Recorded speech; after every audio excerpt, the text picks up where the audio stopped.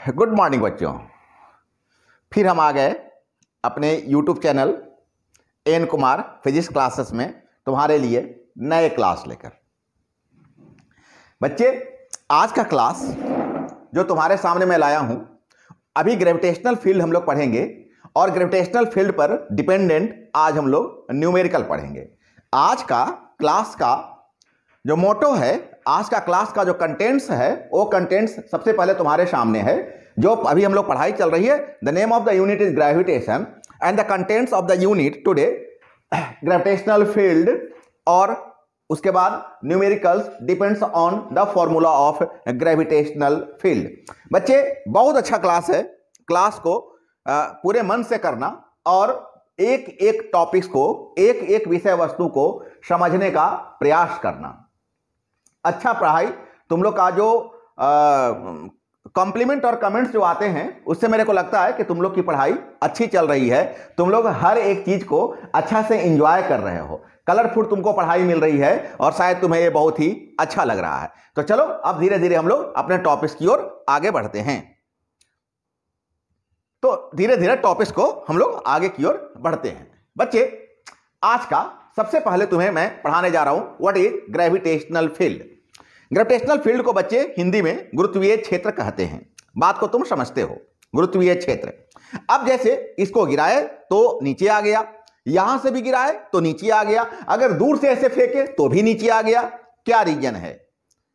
कोई भी वस्तु अगर हम उसको कहीं हाइट से छोड़ते हैं तो नीचे क्यों आ जाता है? मामला ऐसा है कि पृथ्वी एक निश्चित ऊंचाई तक, मैं तुम्हें आगे जाके इसके बारे में और बताऊंगा, एक निश्चित ऊंचाई तक कोई भी अगर वस्तु है तो पृथ्वी उसको अपने ओर खींचती है, अपने सेंटर की ओर खींच लेना चाहती है। कहां तक खींच लेना चाहती है? तो बच्चे, the space surrounding a material body in which its gravitational force of attraction can be measured is called its gravitational field। क्या मतलब है बच्चे? पृथ्वी के चारों ओर, अगर बाय द वे ये हम अर्थ लेते हैं बच्चे, तो ये पृथ्वी के चारों ओर एक एरिया जो तुम देख रहे हो, पृथ्वी के चारों ओर एक ऐसा एरिया है। बाय द वे यहां से हम बॉडी को यहां फेंके, यहां फेंके, यहां फेंके, यहां फेंके, यहां फेंके, एक समय आते आते आते आते आते आते ऐसा होगा कि वो फिर वापस नहीं आएगा अर्थ में, वो अर्थ से बाहर चला जाएगा। हम लोग बोलते हैं वो अंतरिक्ष में चला गया, हम बोलते हैं वो स्पेस में चला गया। तो बच्चे, पृथ्वी के चारों ओर वह इफेक्टेड एरिया, वह प्रभावित क्षेत्र, जहां तक अगर किसी वस्तु को फेंका जाए, जहां तक किसी बॉडी को प्रोजेक्ट किया जाए और वो वस्तु अगर पृथ्वी की ओर वापस आ जाए, पृथ्वी के केंद्र की ओर वापस आ जाए, तो इस इफेक्टेड एरिया को हम ग्रेविटेशनल फील्ड कहते हैं, गुरुत्वीय क्षेत्र कहते हैं। बच्चे, समझ में आ रहा है? पक्का समझ में आ रहा है? ये चीज मैं तुम्हें यहां पर बताने का प्रयास किया हूं कि the space surrounding a material body in which its gravitational force of attraction can be measured. क्या मतलब? इसका मतलब मैंने ये बताया कि अगर बाय द वे अर्थ है तो जहां तक इसके ग्रेविटेशनल फोर्स को मेजर किया जा सकता है, जहां तक इसके गुरुत्वीय बल को मेजर किया जा सकता है, अगर बाय द वे बॉडी यहां के बाद, अगर यहां के बाद वो बॉडी ऊपर चला जाता है, फिर से वापस नहीं आता है, या यहां पर कोई बॉडी है, अर्थ का ग्रेविटेशनल फोर्स अगर यहां तक मेजर किया जा रहा है, तो ये जो इफेक्टेड एरिया है, इस कंप्लीटली इफेक्टेड एरिया को हम ग्रेविटेशनल फील्ड कहते हैं। बच्चे, समझ में आ रहा है? कोई प्रॉब्लम्स नहीं है? खूब अच्छा लग रहा है ना? चलो एक बार फिर से देख लो, एक बार फिर से देख लो।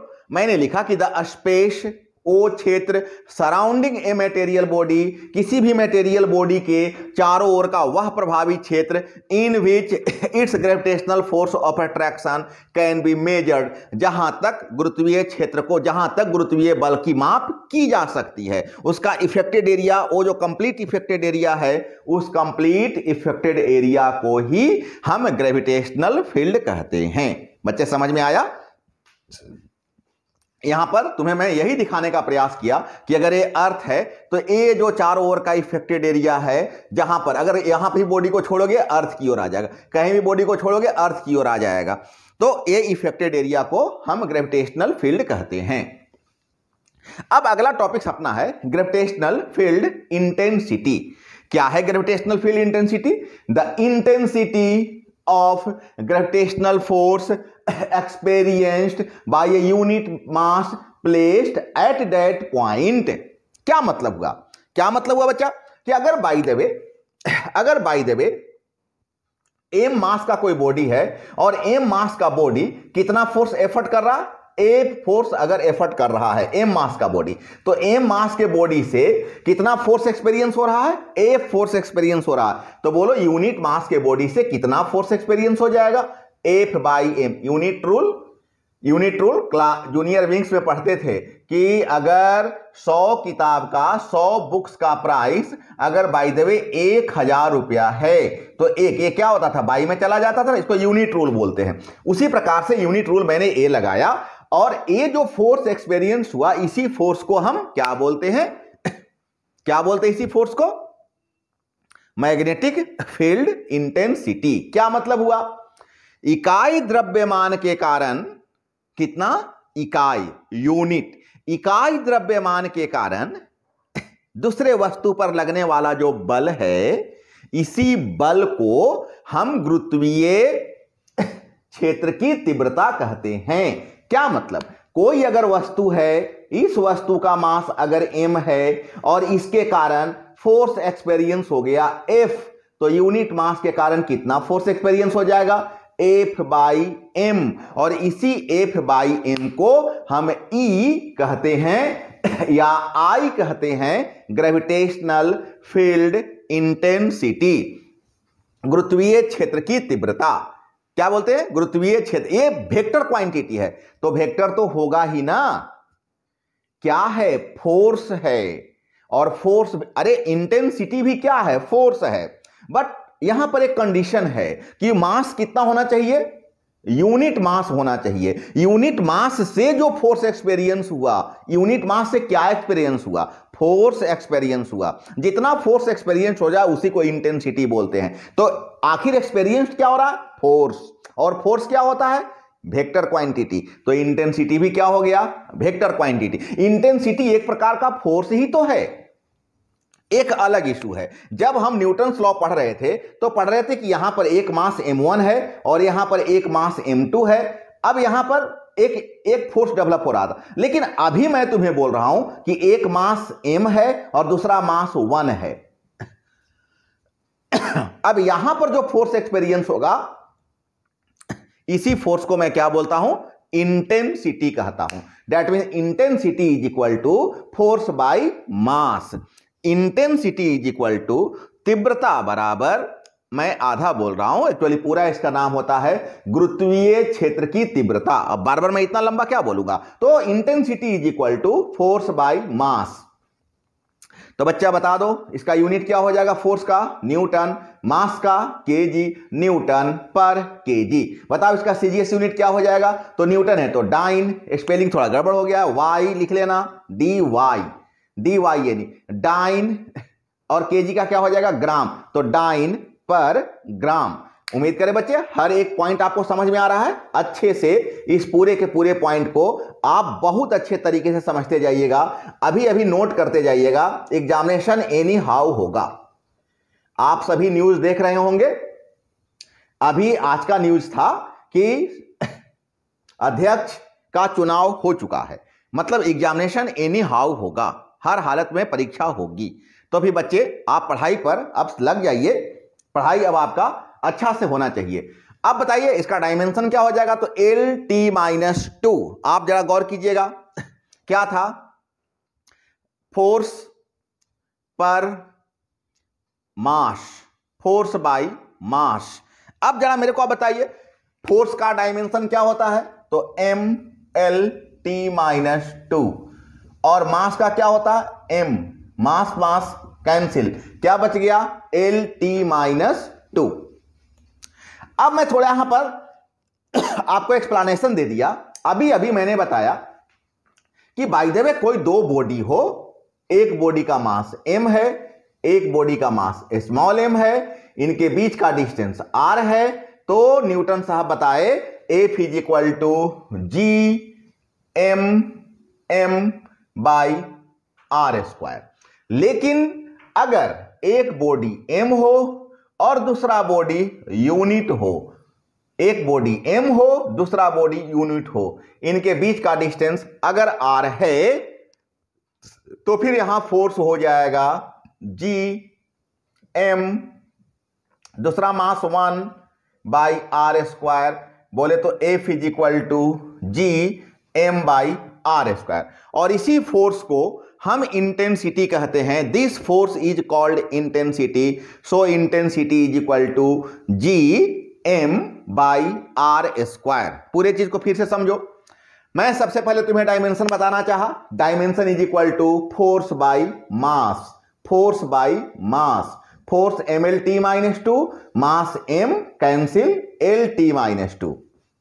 मैं बोला कि दो बॉडी है m और m, बीच का डिस्टेंस r, तो force is equal to G M M by R square. लेकिन अगर मास 1 हो, एक मास स्मॉल m 1 हो, क्यों 1 लेने का जरूरत है?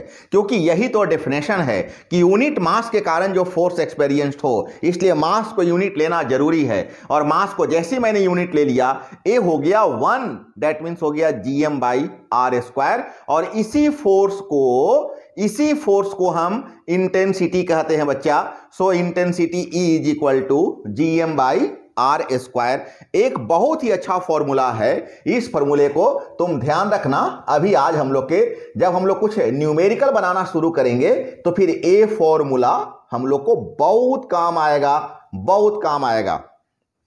चलो क्लास को हम आगे बढ़ाते हैं। क्लास को आगे बढ़ाते यहां पर मैंने वही बात तुम्हें बताने का प्रयास किया कि by definition gravitational field intensity I is equal to F by M, F by M, है ना। ये अर्थ है, यहां बोला कि अर्थ का मास अगर m ले लो, इसका मास अगर m ले लो, तो यही बात तुम्हें बताने का मैं प्रयास कर रहा था कि न्यूटन साहब ने तुम्हें बताया कि F इज इक्वल टू जी, और ये मास m हो गया, स्मॉल मास m हो गया, और ये पूरा कंप्लीट डिस्टेंस अगर r हो गया तो आर स्क्वायर। और इसी को अगर 1 ले लेंगे तो फोर्स इज इक्वल टू हो जाएगा G m by R square, और इसी को हम इंटेंसिटी कहते हैं। So intensity is equal to G M by R square. बच्चे मैंने बताने का तुम्हें प्रयास किया, ये फॉर्मूला बहुत इंपॉर्टेंस है, पूरा ध्यान दो। मेरे समझ से इतना बार मैंने बोल दिया कि अब तक तो तुम्हें ये फॉर्मूला पूरी तरह से याद आ गया हो गया। अब अगर फॉर्मूला तुम्हें पूरी तरह से याद आ गया है तो चलो हम यहां पर एक आध दो क्वेश्चन तुम्हारे सामने रखते हैं। आज थोड़ा छोटा टॉपिक्स है ना। जितना अच्छा क्लास का डिमांड है उतना आप करेंगे। तो चलो एक तुम्हारे सामने मैं क्वेश्चन लेकर आया। Find the gravitational field intensity at point P। तुम्हें एक फिगर दे दिया गया, यहां पर कोई पॉइंट P है, एक m मास का बॉडी यहां पर है, एक m मास का बॉडी है, और यहां 2m मास का बॉडी है। मतलब कंप्लीट फिगर तुम्हारा इतना सा है कि यहां पर P है, यहां m है, और यहां 2m है। अब बताओ कि इस पॉइंट P पर टोटल इंटेंसिटी कितना होगा। बहुत अच्छा क्वेश्चन है। इस पॉइंट P पर टोटल इंटेंसिटी कितना होगा। टोटल इंटेंसिटी को हम I नेट कहते हैं। I ऐसे इंटेंसिटी I हो गया, और NET नेट। बच्चा यहां का डिस्टेंस R1 दिया हुआ है, यहां का डिस्टेंस R2 दिया हुआ है। अब तुम ध्यान दो, एक इंटेंसिटी इधर निकलेगा और एक इंटेंसिटी इधर निकलेगा। अगर इधर के इंटेंसिटी को ए डायरेक्शन अपोजिट हो गया, जैसे तुम ग्राफ बनाते हो ना, तो ग्राफ में इसको क्या लेते हो, प्लस लेते हो और इसको माइनस लेते हो। तो तुम ये चूंकि एक्स एक्सिस है, अच्छा से ध्यान देना, एक्स एक्सिस है तो इसको तुम आई कैप कह सकते हो, और इधर एक्स डैश है तो इसको तुम माइनस आई कैप कह सकते हो। आई कैप और माइनस आई कैप क्या बताता है, डायरेक्शन को बताता है। इसका पूरा नाम क्या है, यूनिट वेक्टर है। यूनिट वेक्टर जिसका मैग्नीट्यूड 1 हो, लेकिन यह एक सर्टेन डायरेक्शन को रिप्रेजेंट करता है। तो ए मैंने आई ले लिया, ए मैंने माइनस आई ले लिया। तो सबसे पहले तुम मेरे को बताओ, इधर का इंटेंसिटी को मैं I1 ले रहा हूं, इधर के इंटेंसिटी को I2 ले रहा हूं। तो I net is equal to I1 plus I2। मैंने बोला I net is equal to I1 plus I2। अब तुम सबसे पहले I1 निकालो। अब भी तुम फॉर्मूला पढ़े हो कि intensity is equal to G M by R square, यही पढ़े हो ना, G M by R square. बच्चा ऐसा है ना कि ए मिड पॉइंट पर है, यहां पर थोड़ा मिसप्रिंट हो गया बच्चा, यहां मिसप्रिंट हो गया है। यस, ए R1 और R2 नहीं लेना, दोनों सेम पॉइंट पर है, ए मिड पॉइंट पर है। बच्चा थोड़े से फिगर को ध्यान दो, ए भी R है और ए भी R है, सब लोग अच्छा से लिख लेना। अब ए मिसप्रिंट हो गया है, यहां पर ए मिसप्रिंट हो गया बच्चा। ए भी डिस्टेंस R है और ए भी ए I1 और I2 लिखा हुआ है, ए भी डिस्टेंस R है, चलो ठीक है, ए I1 है और ए I2 है, ए भी डिस्टेंस R है और ए भी डिस्टेंस R है, दोनों डिस्टेंस R है, मतलब ये मिड पॉइंट पर है। तो सबसे पहले बताओ कि ये जो I1 है वो कितना निकलेगा, तो GM/R² होगा, और चूंकि ये लेफ्ट डायरेक्शन में है, लेफ्ट डायरेक्शन में है, इसलिए मैं इसके बदले आई कैप ले रहा हूं, और यहां हो गया G, M के बदले कितना लिखोगे 2M, और डिस्टेंस कितना है R है, तो G2 GM/R², और ये राइट डायरेक्शन है तो प्लस आई कैप हो गया, प्लस आई कैप। उम्मीद करें समझ में आया बच्चा। मैं बोला कि जब तुम्हें I1 निकालोगे तो फॉर्मूला के मुताबिक G होना चाहिए, फॉर्मूला के मुताबिक मास होना चाहिए, और ये डिस्टेंस R है तो R² होना चाहिए। अब लेकिन तुमको विथ डायरेक्शन बात करना है, तो ए लेफ्ट डायरेक्शन में है, लेफ्ट मतलब निगेटिव की ओर है, तो यहां हो जाएगा माइनस आई कैप। उसी प्रकार से अगर तुम I2 निकालोगे तो ए जी मास यहां पर कितना है 2M है, और बाई R², लेकिन ए चूंकि राइट कंडीशन में है, मतलब जो प्लस होता है आई कैप होता है, तो आई कैप। और जब हम आई नेट निकालेंगे, क्या निकालेंगे, आई नेट निकालेंगे, तो दोनों को ऐड कर देंगे।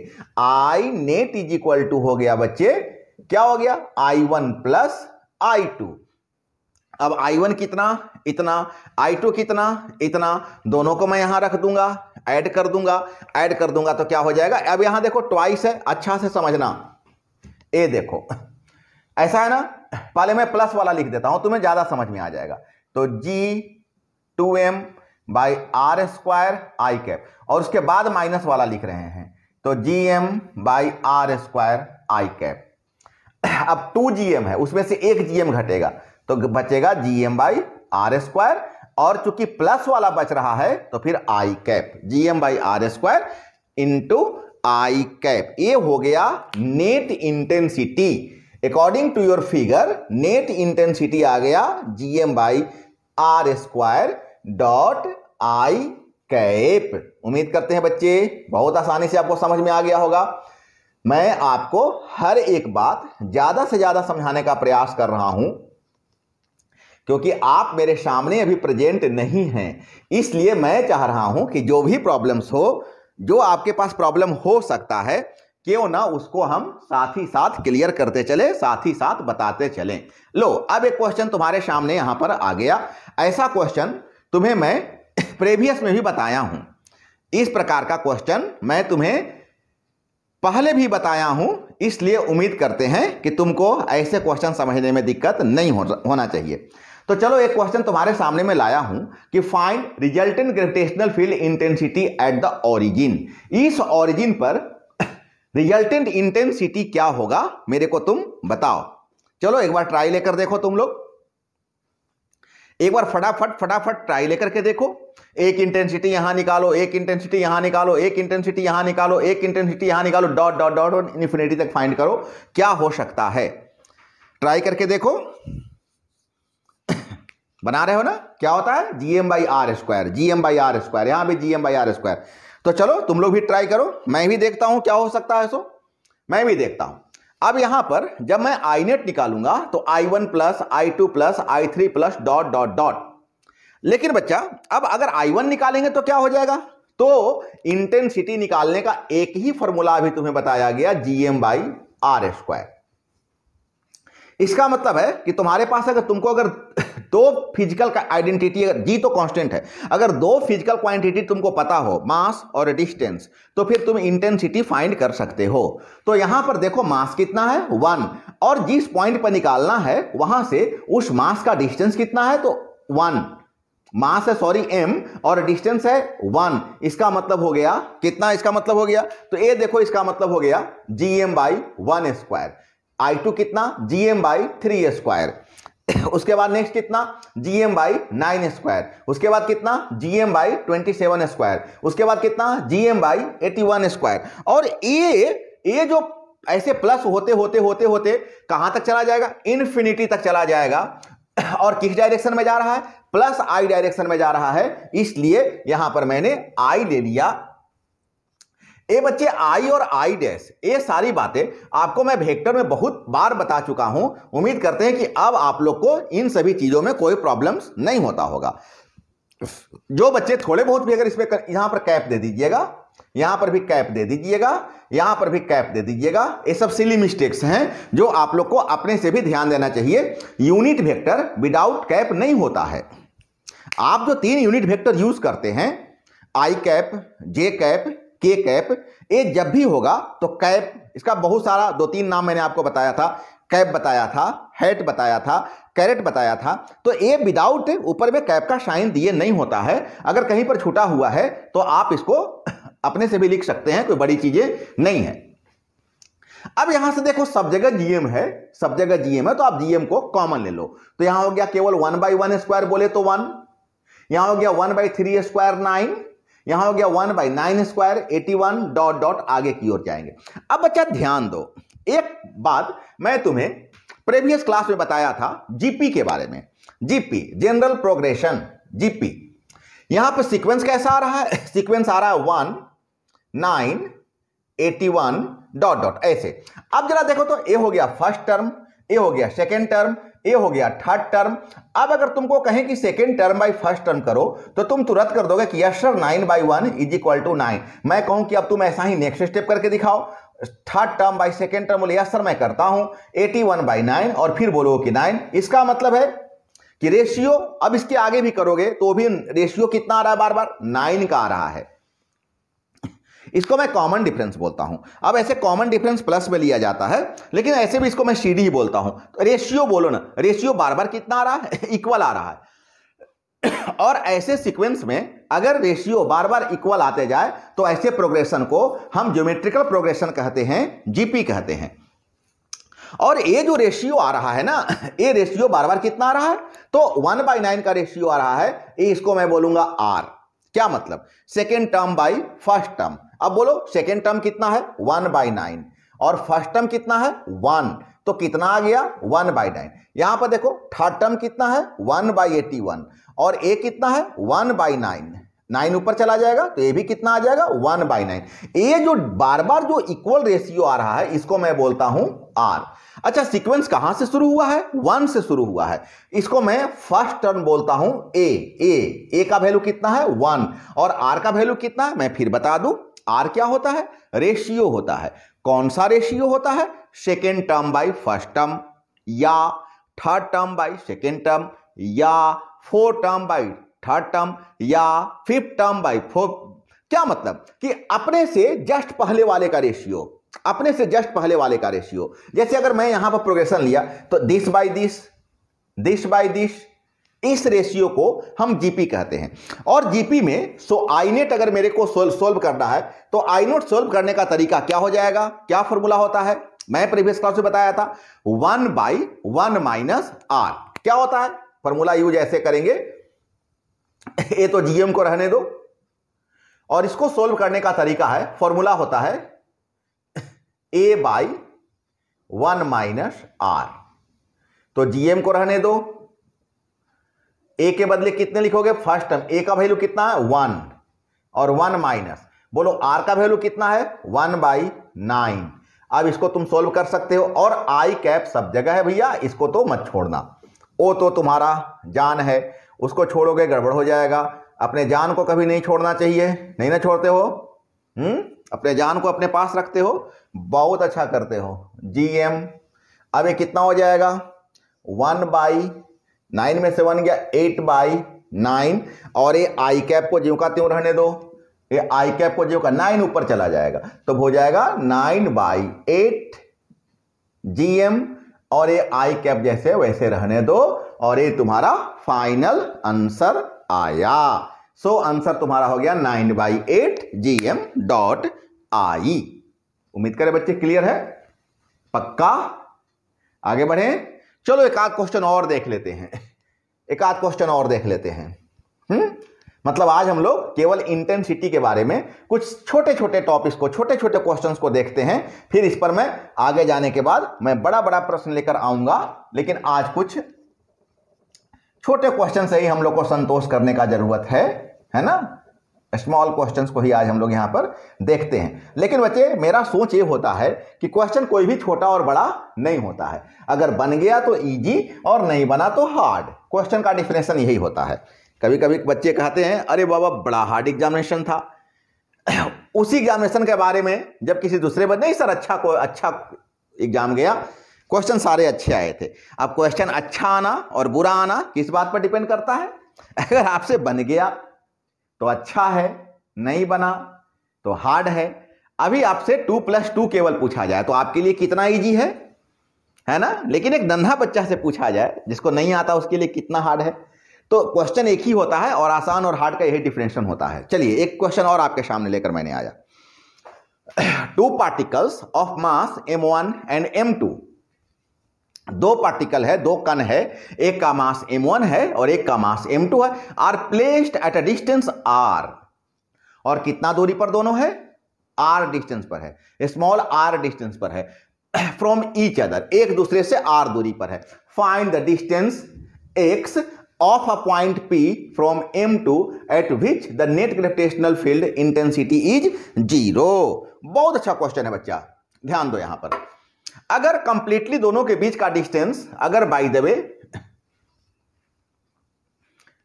वे ये देखो यहां पर स्मॉल r लेना, पूरे कैलकुलेशन में स्मॉल r है। अब यहां से डिस्टेंस बाय द वे अगर x ले लिया गया, एक डिस्टेंस, तो सेकेंड डिस्टेंस कितना बच जाएगा? No doubt r minus x बच जाएगा। बच्चा क्वेश्चन समझ में आया? एक पार्टिकल यहां पर है m1, एक पार्टिकल यहां पर है m2, इसके बीच का डिस्टेंस r है। मैंने कंसीडर किया यहां से m2 का बीच का डिस्टेंस x है, इसका मतलब a डिस्टेंस कितना हो जाएगा? r minus x।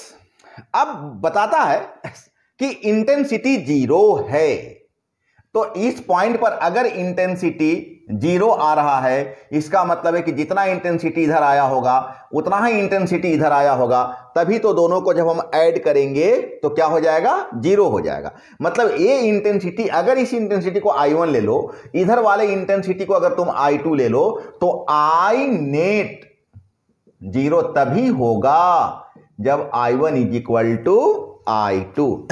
अब बोलो I1 कितना हो जाएगा? तो G तो रहेगा, मास कितना है? m1 तो रहेगा, और बीच का डिस्टेंस कितना है? r minus x। देखो लिखे हैं हम G m1 by r minus x का स्क्वायर। अगर इसका इंटेंसिटी ले लो तो G तो रहेगा, मास हो जाएगा m2 और डिस्टेंस है x, तो x स्क्वायर। क्लियर है?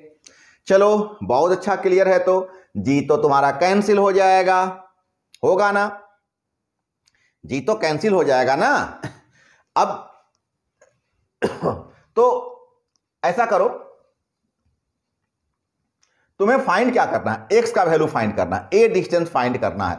तो तुम्हारा टारगेट होना चाहिए कि कहीं से भी ऐसा करो कि इस x स्क्वायर को, ये इसको वहां ले जाओ, m1 को रखो, m2 बाई में आ जाएगा, इसको यहां ले जाओ, तो r माइनस एक्स का स्क्वायर अपॉन एक्स स्क्वायर। बच्चा ये दोनों स्क्वायर में है तो तुम ऐसा लिख सकते हो क्या? m1 by m2 is equal to r minus X upon X का स्क्वायर। लिख सकते हो ना? बहुत अच्छा लिख सकते हो। अब यहां से स्क्वायर हटाओ, रूट में आ जाएगा, root m1 by root m2, यहां क्या बच गया? r minus x by X. अब यहां से r बाई एक्स और x by x means 1, LCM distribute कर दिए। अब 1 को इधर ले आओ, क्या हो जाएगा? Root m1 by root m2 plus 1, इधर आकर के -1, इधर आकर के +1 हो जाएगा। यहां क्या बच जाएगा? r by X. अब इसका एलसीएम ले लो, एलसीएम लोगे तो क्या बन जाएगा? बन जाएगा root m1 root m2 by root m2 is equal to r by X. अब तुम क्या करो, पलट लो, ऐसे पलट लो, पलटोगे तो क्या आ जाएगा, रूट m1 रूट m2, नहीं ए पलट जाएगा ना, मतलब root m2 by root m1 root m2 is equal to x by R. x निकालना है, r चुपचाप यहां मल्टीप्लाई कर लो, मतलब हो गया root m2 root m1 plus root m2, बस r जाके सीधे यहां मल्टीप्लाई हो जाएगा, into r is equal to ax, और a हो गया आंसर। तो बच्चे मैंने आपको, चलिए एक बार अच्छे से देख लीजिए, खूब अच्छा से नोट कर लीजिएगा। यहां पर बाई वाई देखने में दिक्कत होती है तो अभी आपके सामने मैंने बना दिया, ये आपको शायद ज्यादा अच्छा लग रहा होगा, आप इसे नोट कर लीजिएगा।